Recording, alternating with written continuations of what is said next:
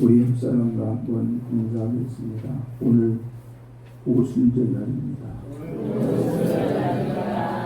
할렐루야. 오순절. 오순절이 어떤 날이냐? 그리스어로 펜테코스테라고 하는 단어를 쓰고 있는데, 문자대로라면 50일째 되는 절기라고 하는 것입니다. 언제부터 50일이 되는 절기냐? 부활절. 부활절부터 50일째 되는 절기를 가리켜서 오순절 이렇게 말을 합니다. 하나님과 선민들 간에 약속된 이스라엘의 절기 중에, 이스라엘 백성들이 지켜가야 되는 명절 중에 한 명절이다. 구약의 개념으로 살펴보면 이스라엘의 남자로 태어나면 의무적으로 1년에 3번씩 하나님 앞에 나와서 제사를 지내야 되는데, 초실절, 오순절, 그리고 장막절, 이 세 절기에 하나님 앞에 나와서 예배를 해야 되는데, 그 절기 중에 하나가 오순절인 것입니다. 오늘 성경 본문에서 오순절은 농업과 관련된 축제의 날이죠. 이날에 이스라엘 백성들은 그의 새롭게 거둬들인 곡식을 제단에 바치고 축복의 원천이 되시는 하나님 앞에 감사의 제사를 드리는 이 날을 가리켜서 오순절이다, 이렇게 말을 했습니다. 이 오순절이 되면 유대인들은 가정적으로 모였어요. 흩어져 있던 식구들이 다 한 곳에 모이고, 바깥에 나가 있었던 사람들도 다 예루살렘에 모이는, 흩어진 유대인들이 민족의 정체성, 또는 우리는 하나님께로부터 선택받은 하나님의 거룩한 백성이라고 하는 자존감, 그것을 가지고 예루살렘에 모였고, 그날 성령께서 마가의 다락방으로 임재하시는 큰 은혜를 체험한 날, 그런 날이 바로 오순절이다. 이런 내용을 초대교회 오순절 기간을 부활절로 시작해서 오순절로 끝나는 절기, 특별히 50일째 되는 이 오순절 날에 성령이 제자들에게 충만하게 임재하신 것을 기념하고, 그리스도 교가 세계를 향해서, 세상을 향해서 복음을 증거하여 선교가 시작된 날, 오순절 날이 되었더니 예루살렘에 여러 나라 사람들이 모여들었다. 여러 나라 사람들이 모여들었는데, 성령 받은 베드로를 중심으로 해서 그의 제자들이 다 함께 거리로 뛰쳐나가서 주 예수를 믿으라, 이렇게 복음을 전했던 것이죠. 예수를 믿으라고 복음을 전했던 이 날이 바로 선교의 첫 출발, 첫날이 되었고, 그래서 오순절은 우리들에게 깊은 의미를 주고 있습니다. 예수님께서 한 번은 마태복음 18장 20절에서 이런 말씀을 하셨습니다. 두세 사람이 내 이름으로 모이는 자리에는 내가 그들과 함께 있다, 이렇게 말을 했습니다.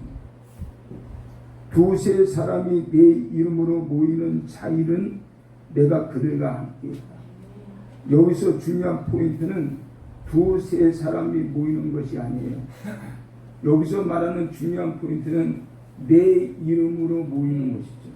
예수 그리스도의 이름으로 모이면 두 사람이 모였든, 세 사람이 모였든, 30명이 모였든, 300명이 모였든, 언제나 하나님이 함께 하시는 은혜를 입을 수 있었던 것이죠. 두세 사람이 모여도 내 이름으로 모이는 것, 또 그 다음에 많은 사람이 더 많이 모일수록 예수 그리스도의 이름으로 모일 때 주님은 그들과 함께 하셨고, 크게 놀라운 역사를 베풀어 주셔서 모든 백성들에게 은혜가 되고 모든 백성들에게 축복의 날이 되었던 것이죠. 그래서 우리는 어떤 모임을 갖든지 항상 우리의 모임은 예수 그리스도의 이름으로 모임이 되어야 될 줄로 믿습니다. 그래서 오늘 성경 본문의 가르침을 보면 오순절 날의 모임은 분명히 예수님의 이름으로 모인 모임이었기 때문에 주님이 함께 하셨고, 하나님께서 은혜를 베풀어 주셨고, 성령의 충만함을 받는 그런 놀라운 모임의 날이었다.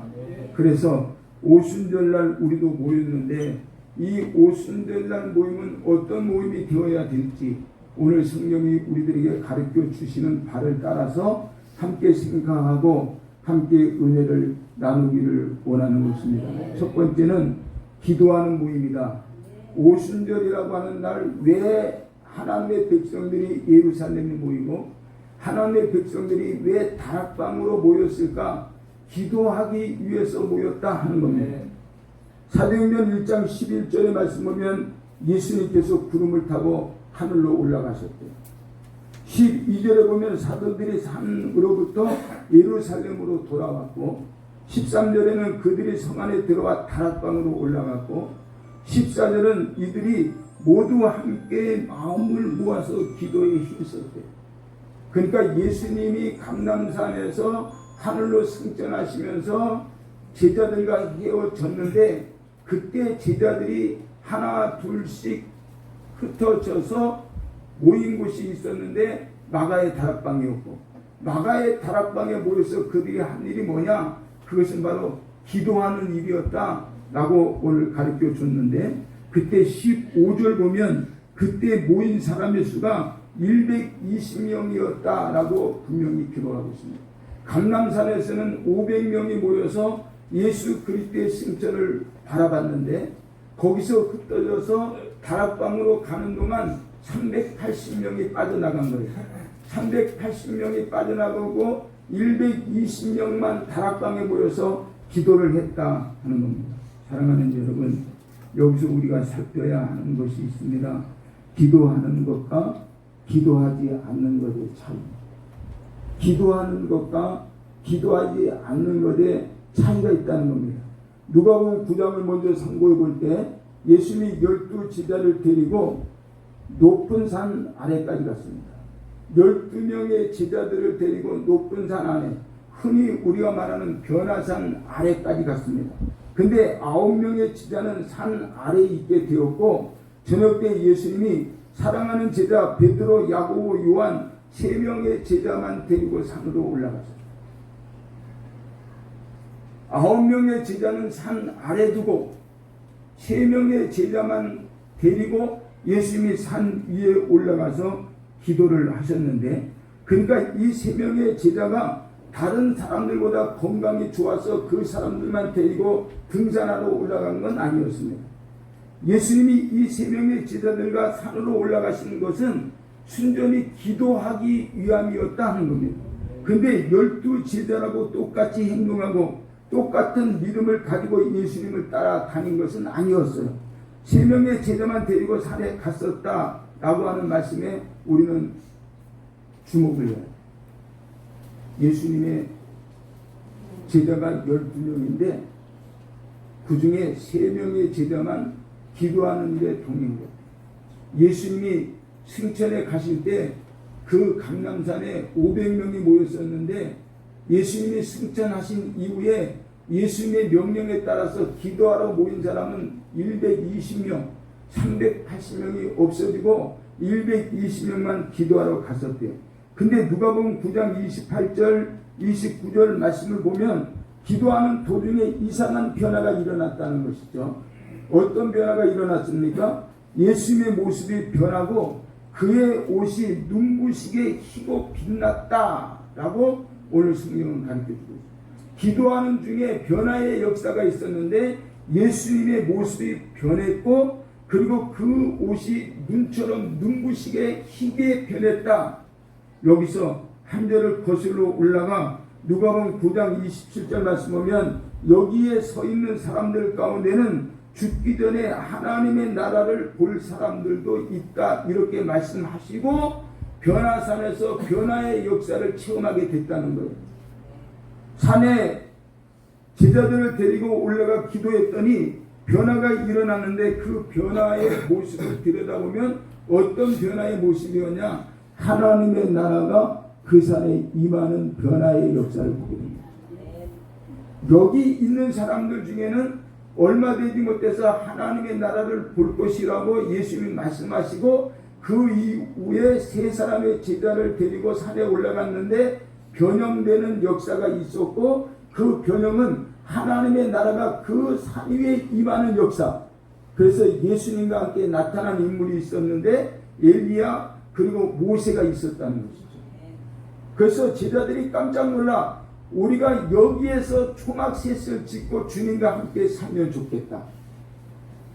우리가 저 산 아래로 내려가기보다는 산 꼭대기에서 변형된 이 하나님의 나라에서 우리가 초막셋을 짓고 주님 모시고 살면 좋겠다 하는 소원을 갖게 됐었던 모습을 우리는 보게 됩니다.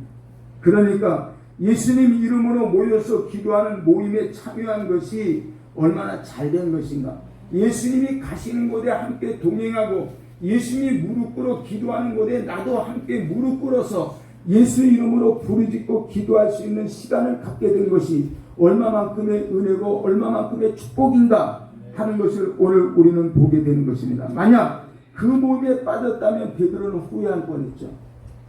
만약 그 모임 속에 요한이 없었다면 얼마나 셈이 났겠습니까?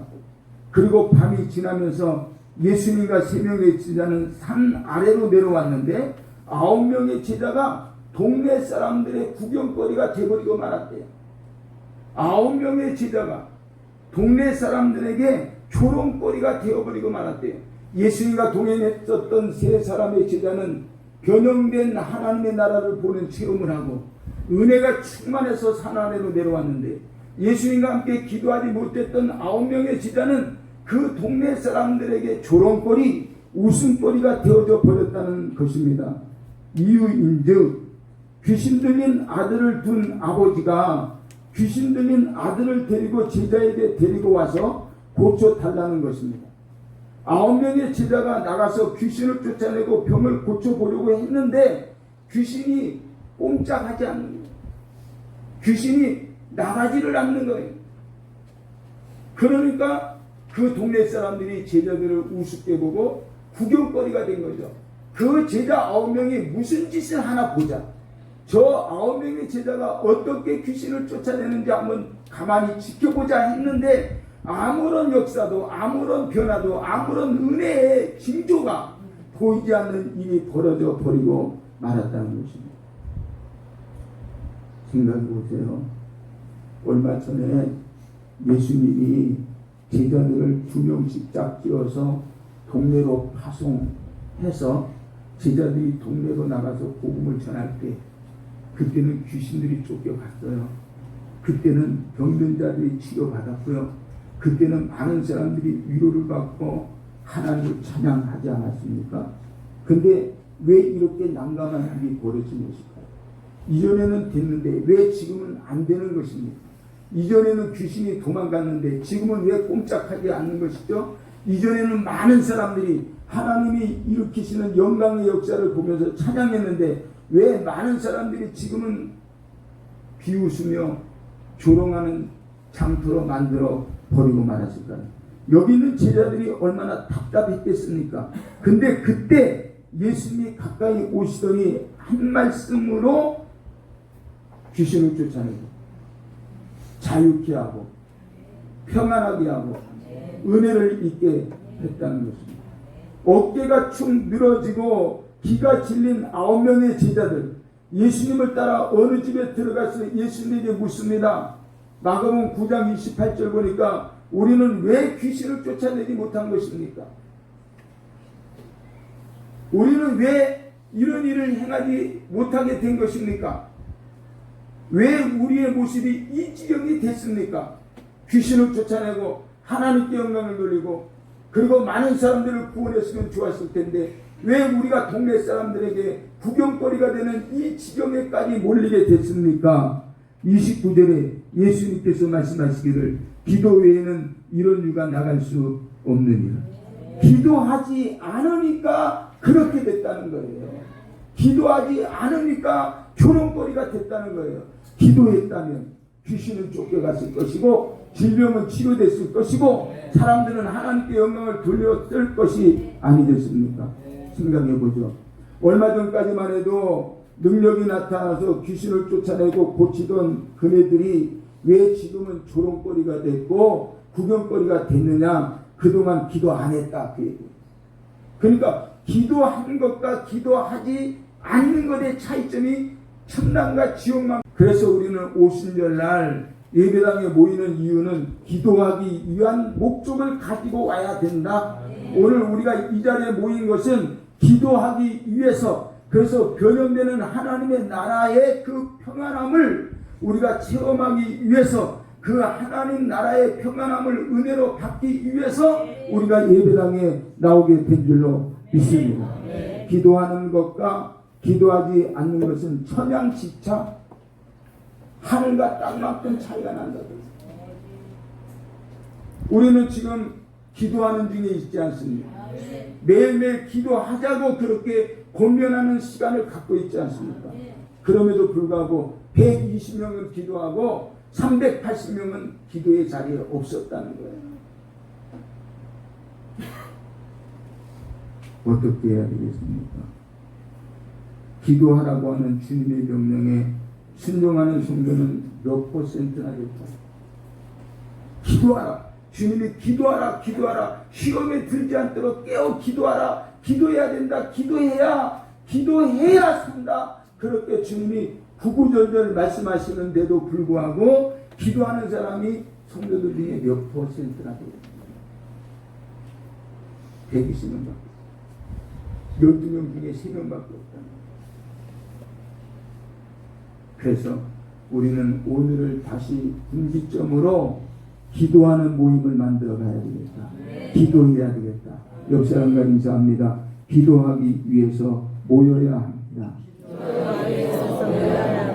기도하면 능력이, 기도하면 기적이, 기도하면 은혜가, 기도하면 축복이, 기도할 때 형통함이 일어나기 때문에 우리는 기도해야 된다.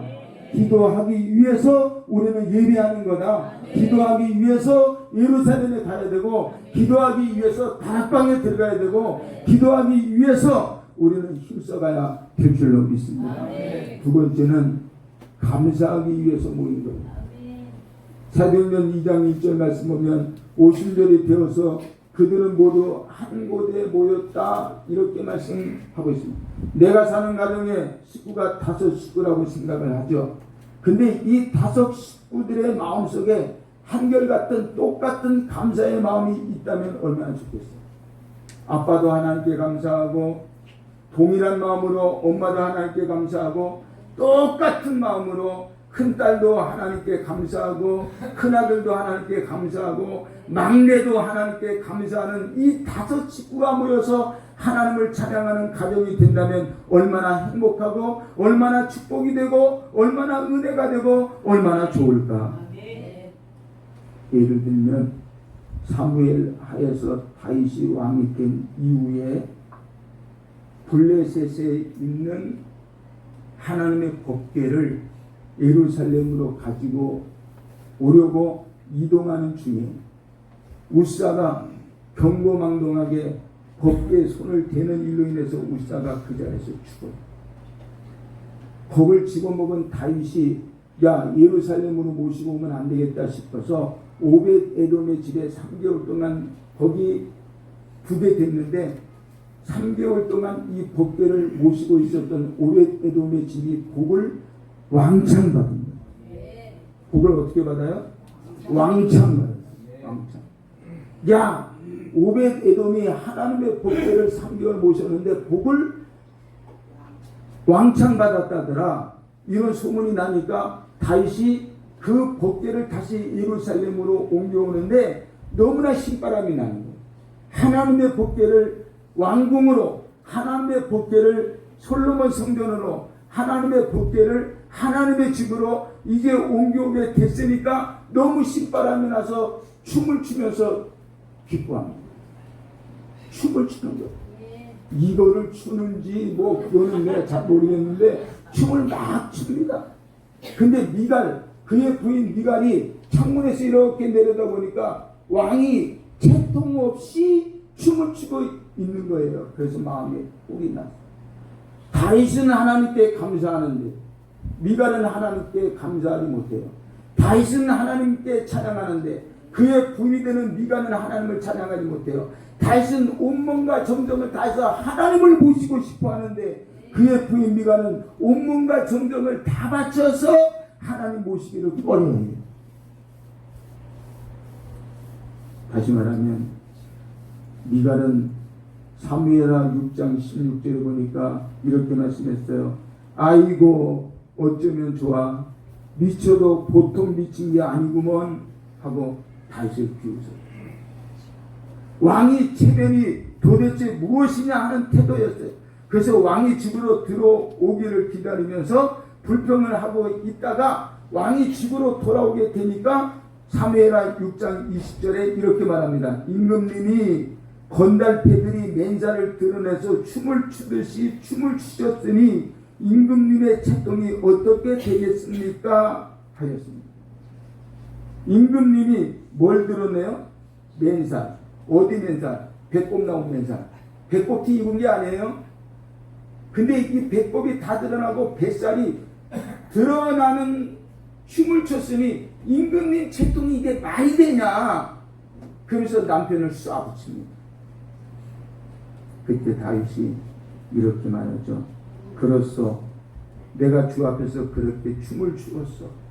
22절 보면 나는 주님을 찬양하는 일 때문이라면 이보다 더 낮아지고 싶습니다. 주님을 찬양하는 일이라면 나는 이것보다 더 낮아지고 싶습니다. 하나님께 감사하는 일이라면 나는 더 낮아지면 좋겠습니다. 그런데 하나님은 나를 기쁘게 여기시고, 하나님은 채통 없는 나를 기쁘게 여기시고, 하나님은 채통 없는 나를 더 기뻐하시고, 당신의 아비에게서 나라를 빼앗아 내게 주셨습니다. 내가 하나님께 감사하니까, 내가 하나님께 기도하니까, 내가 하나님을 위해서 살고자 하니까, 하나님을 위해서 살고자 하는 마음을 잃어버린 당신의 아비에게서 나라를 빼앗아 내게 주셨습니다. 다윗이 그렇게 노래하고 고통을 지고 있는 모습을 볼 수 있습니다. 사랑하는 여러분, 남편이 그렇게 감사할 때 아내도 함께 얹혀서 감사하고, 남편이 그렇게 찬양할 때 아내도 함께 찬양하고, 자녀들도 함께 찬양하고, 아빠가 그렇게 감사할 때, 엄마가 그렇게 감사할 때, 자녀들이 함께 하나님을 향해서 감사할 수 있었다면 그 가정이 얼마나 좋을까. 그 가정이 얼마나 좋을까. 5식구면 5식구 전부가, 10식구면 10식구 전부가 하나님 앞에 기도하고 하나님께 감사하고 하나님 앞에 정정을 바칠 수 있다면 얼마나 좋을까. 그런 마음, 그런 자세, 그런 은혜를 우리가 소유하기 원해서 오순절날 다락방으로 들어온 거예요. 어떤 부자가 말을 타고 숲속의 길을 가고 있었대요. 아버지는 아들은 아버지를 찾으러 가는 길이었어요. 아버지가 아들을 잃어서 아들이 아버지와 헤어지게 돼서 이 두 부자는 말을 타고 숲속길을 달려갑니다. 몇십 마일을 달려간 그 다음 드디어 어느 지점에 가서 부자가 만났습니다. 그래서 반가워하면서 너무 기뻐했습니다. 그때 아들이 아버지에게 이런 말을 했대요. 아버지, 참 우리 하나님 아버지 은혜 감사해요. 우리 아버지 은혜가 얼마나 큰지 모르겠어요. 그래, 뭐가 그렇게 감사한데? 내가 아버지를 찾으러 말을 타고 달려오는 도중에 나무 뿌리에 걸려서 말이 나딘 거예요.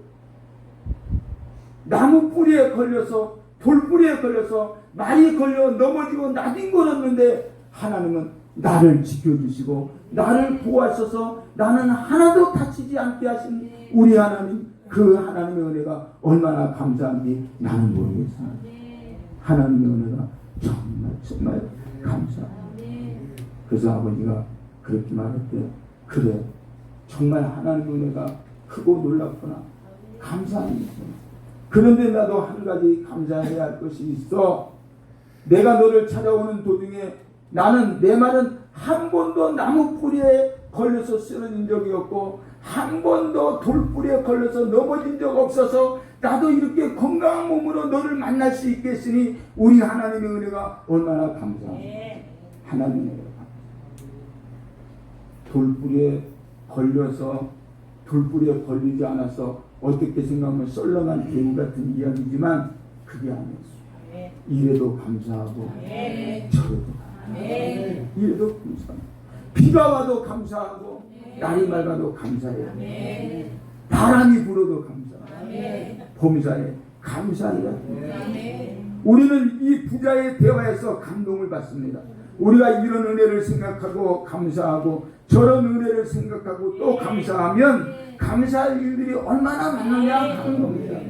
그들은 오순절날에 예루살렘으로 다락방으로 한가시 모여들었습니다. 왜 모였습니까? 하나님이 내게 베풀어 주신 그 은혜에 감사하기 위해서.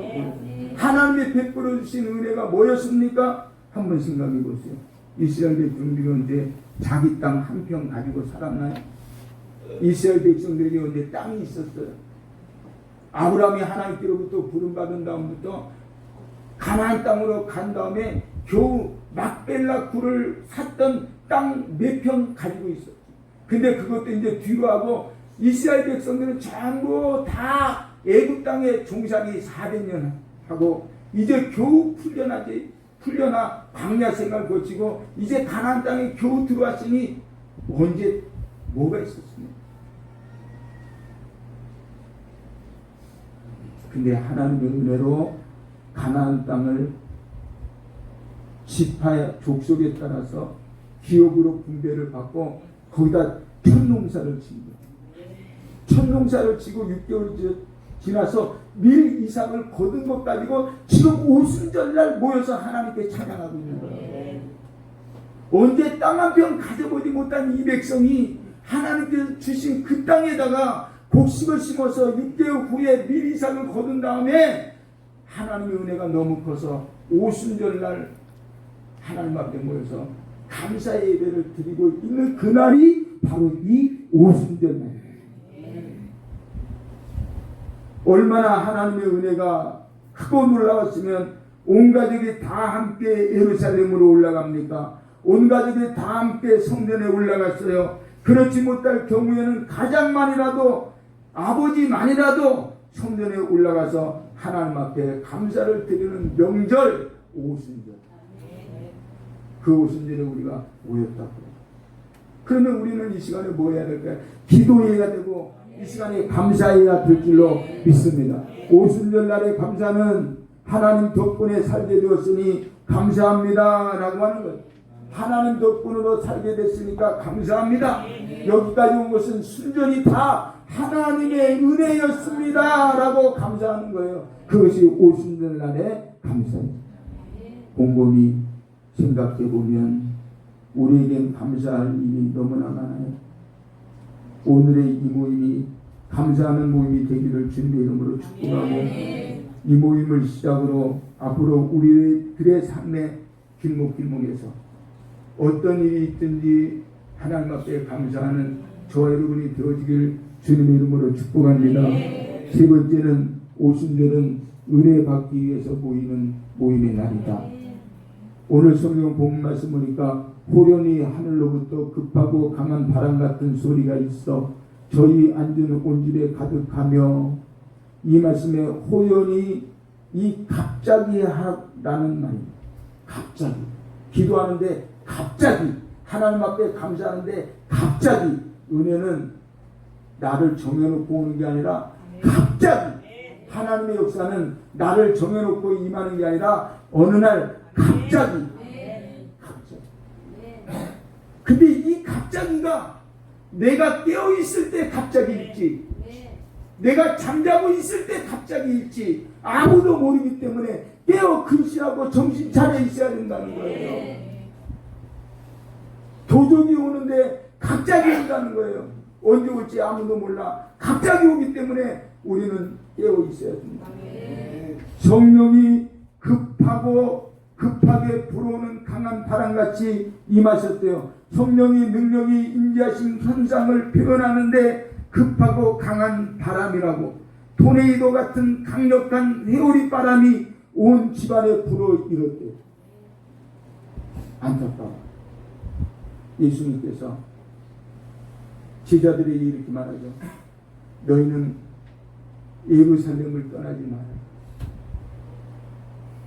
거기서 하나님이 약속한 성령을 보내실 때까지 기도하고 있어라. 오직 성령이 너희에게 임하시면 권능을 받고 예루살렘과 사마리아와 땅끝까지 이르러 내 증인이 될 거야. 이렇게 말씀하시고 부탁하셨는데도 380명이 빠져나갔다는 거예요.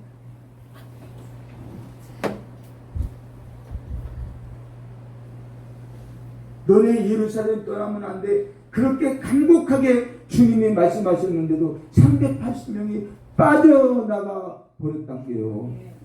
380명. 120명만. 3절 말씀 보면 불의 같이 갈라지는 것이 저에게 보여 각 사람에 임하여 있더니 성령의 임재하심이 불같은 뜨거움으로 임했다는 거예요. 불같은 뜨거움. 우리 마음속에 우리 심령 속에 불같은 뜨거움이 있어야 될 줄로 믿습니다. 4절 말씀 보면 저희가 다 성령의 충만함을 받고 성령이 말하게 하심을 따라 다른 방언으로 말하기를 시작하니라. 언어를 변화시키시는 성령의 임재의 역사가 있었대요. 오늘 성령이 말씀하고 있는 이 방언, 이 새 방언, 이 새 언어는 대신 방언이 아니라 대인 방언이에요. 그래서 사람들과 대화할 수 있는, 내가 미국 사람들 만나면 영어로, 내가 러시아 사람, 소련 사람들을 만나면 러시아어로 사람과 사람이 직접 대놓고 말할 수 있는 방언의 은사의 역사가 있었는데 대인 방언을 했다는 거예요. 배워본 적이 없는데 성령께서 내 혀를 주관하셔서 영어를 말하게 하시고 일본어를 말하게 하시고 로마 말을 말하게 하셔서 하나님의 복음을 증거할 수 있게 하시는 이 언어의 변화의 역사의 은혜를 잊게 됐대요. 그런데 오늘 성경 본문에 보면 120명이 모여서 기도해요. 안타깝습니다. 그러니까 하나님이 380명은 짓드는 거예요. 왜? 기도하지 않은 사람은 하나님의 일을 할 수 없을라. 은혜 받지 않은 사람은 하나님의 일을 할 수 없거든요. 하나님의 일은 돈으로 하는 게 아니고 하나님의 일은 은혜로 하는 거거든요. 하나님의 일은 기도의 능력으로 하는 거거든요. 하나님의 일은 감사하는 심정으로 하는 것이기 때문입니다. 기도하지 않는 사람, 감사하지 않는 사람, 하나님의 일을 할 수가 없습니다. 힘이 없어요. 기도하지 않고 감사하지 못하게 되면 하나님의 은혜를 체험할 수 없어요. 그래서 오순절날이 이르게 됐을 때 한 곳에 모여 기도하고 감사하고 은혜를 사모하여 기다렸었던 120명이 성령의 충만함을 받았는데 바람 같은 성령, 불 같은 성령, 언어의 성령의 능력을 힘입었다. 이스라엘 백성들에게 바람, 이스라엘 백성들에게 바람은 어떤 존재입니까? 이스라엘 백성들이 하나님의 은혜로 출애굽을 했어요. 이제 바로의 소나기 속에서 벗어나서 자유를 얻게 돼서 하나님 감사합니다. 그리고 사흘길을 갔는데 웬걸 앞에 홍해 바다가 가로막고 있어요. 이제 됐다 싶었는데 홍해 바다가 앞으로 더 전진할 수 없도록 가로막고 있어요. 그때 기도를 통해서 하나님의 은혜가 나타났는데 바람의 은혜.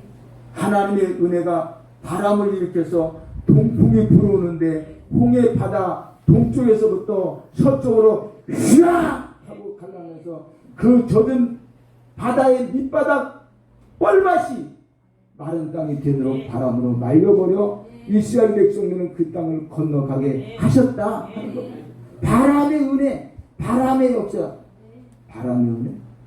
따단 이거 말고 춤바람 말고 성령의 바람의 은혜. 그래서 이스라엘 백성들에게 바람 그러면 마음속에 감동입니다. 홍해 바다를 건너가게 하셨던 성령의 바람의 역사. 야, 그 은혜가 이 오순절날 마가다락방에 다시 불어 일어나니 120명 우리는 하나님을 위해서 힘써서 일하자. 동풍이 솔솔 불어오는 자연의 바람이 아니라 급하게 불어오는 강력한 성령의 바람이었죠. 오늘날 우리가 죽을 지경에 이르러도 바람 같은 성령이 역사하시면 생명의 길이 열리게 됨을 믿습니다. 근데 거기서 끝나지 않았대. 불같은 성령이 임했대. 불같은 성령.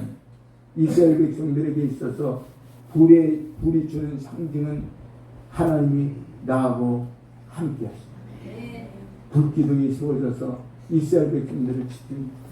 불기둥이 서서 이스라엘 백성들을 이끌어 가셨던 성령의 강력한 역사, 불의 역사가 또다시 오순절날 임하게 되는데, 이 불의 역사는 하나님의 열심을 말합니다. 우리의 감정에 의해서 열심을 낼 수 있어요. 내가 기분이 좋아서 주님 일을 해야지 하고 내 마음으로 열심을 낼 수 있어요. 그런데 그 열심, 내 감정이나 내 기분 때문에 일어나는 열심은 조속으로 변할 수 있는 열심, 생겼다가 금방 시들어 버릴 수 있는 열심, 그런 거죠. 아나니아와 삽비라가 가졌던 열심, 은혜가 받았을 때는 하나님 다 바칩니다 그랬다가 저녁이 되니까 본전 생각이 나거든요. 그러니까 못 바치겠습니다. 그래서 죽어버립니다. 그런 열심, 성령의 뜨거운 감동으로 일어나는 하나님의 열심만이 변함없는 믿음의 열심. 성령은 오후 예배 드리지 않아도 된다고 말하지 않습니다. 성령은 오전 예배나 오후 예배나 한결같이 열심을 내고 하나님께 예배해야 된다, 이렇게 말씀합니다.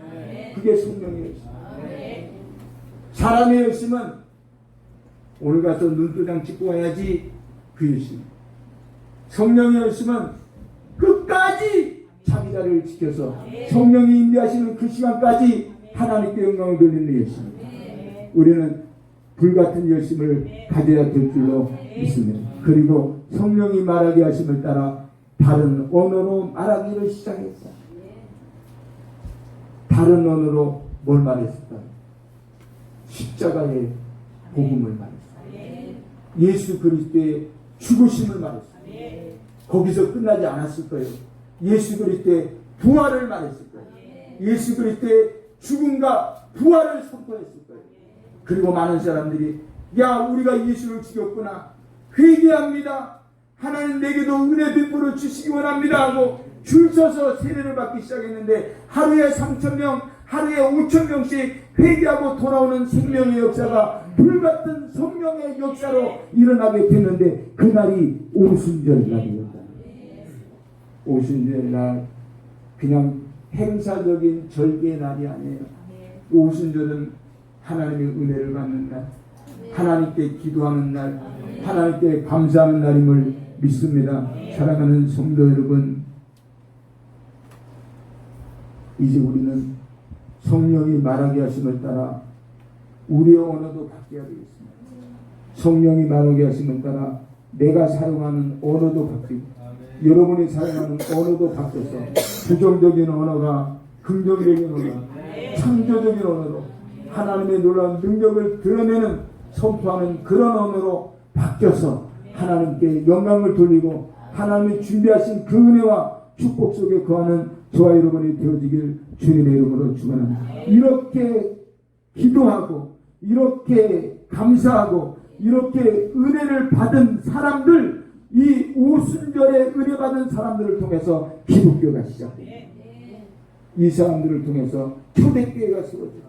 이 사람들을 통해서 구원받게 하시는 놀라운 역사가 일어났어요. 앞으로 우리가 모임을 갖는다면 기도하는 모임을, 감사하는 모임을 갖고 은혜 받는 모임을 가져야 될 줄로 믿습니다. 푸른 추장교회가 앞장서서 오순절날 임했었던 성령의 역사를 재현시켜가는 하나님의 큰 은혜에 앞장서는 선교지자로 쓰임받게 되기를 예수 그리스도 이름으로 축복합니다. 축복합니다. 축원합니다. 기도하겠습니다.